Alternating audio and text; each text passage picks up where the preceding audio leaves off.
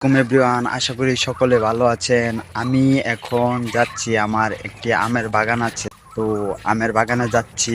আমার আমের বাগানে যেয়ে দেখবো যে আমের কি অবস্থা। অনেকদিন ধরে আমের বাগানে যাচ্ছি না, তো এখন যাচ্ছি যে আপনাদেরকে দেখ। তো এভরিওয়ান, আমি এসে পড়েছি আমার আম গাছের বাগানে। তো ওই দেখতেছেন আমার আম গাছে কত সুন্দর আম ধরেছে, দেখতে পারতেছে।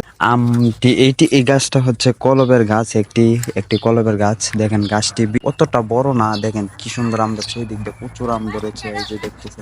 এই দিক দিয়ে মাটিতে লেগে যাচ্ছে আম, দেখেন আম, এই যে আম লেগে যাচ্ছে মাটির মধ্যে। দেখেন আলহামদুলিল্লাহ তো আম ধরেছে।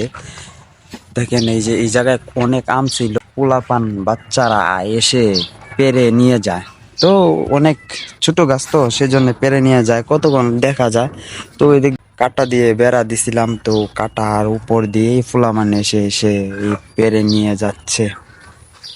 দেখেন আমগুলো, আমগুলো খুব সুন্দর হয়েছে, আম ধরেছে অনেক, আলহামদুলিল্লাহ অনেক সুন্দর আম ধরেছে। তো অনেকটি গাছ আছে সামনে, আপনাদেরকে দেখাবো যে এই গাছটার মধ্যে দেখেন একটি আম ধরছে না এখনো।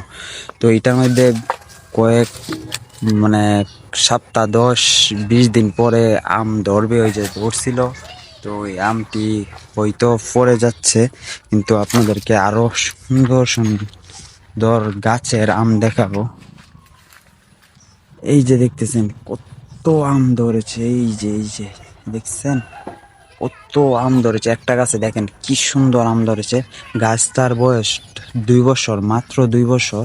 এই 2 বছরে দেখেন কি বড় হয়েছে। আর আম, প্রচুর আম ধরেছে। দেখেন একটা জোপার মধ্যে কত আম ধরেছে, দেখতে পারতেছেন কত আম ধরেছে। এই দেখেন আম, এই দেখেন আম দেখছেন। একবারে মনে করেন 2 বছরের বাচ্চাও এসে পেরে নিয়ে যেতে পারবে। এটা হচ্ছে একটি গাছের কলবে এর চারা এনে লাগাইছিলাম।